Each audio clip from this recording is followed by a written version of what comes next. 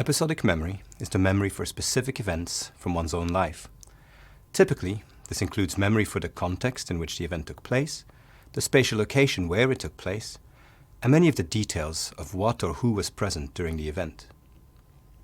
Episodic memory performance is sensitive to many psychiatric and neurological disorders. It's often the first mental capacity to be affected in dementia and is also believed to be diminished in depression and other affective disorders. Measuring episodic memory performance is therefore an important thing to do. Many laboratory and clinical tests of episodic memory require participants to memorize lists of words. Such lists do not have any context or spatial location in which the words need to be remembered, making them poor models for real episodic memory. Other tests ask participants or patients about real events from their own lives. However, in these tests, the experimenter or clinician does not have objective information against which to test the accuracy of the memories being recalled.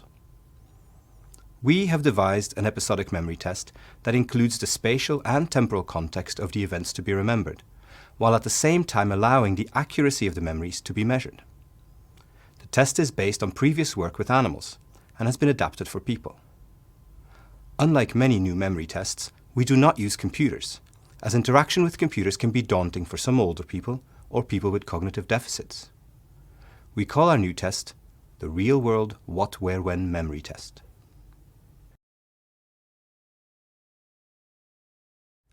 We use a relatively cluttered office room with plenty of possible hiding locations. We place a pile of 20 small, easy-to-label objects on a desk in the room. Next to the objects, we place a sheet of paper with 8 photographs on it.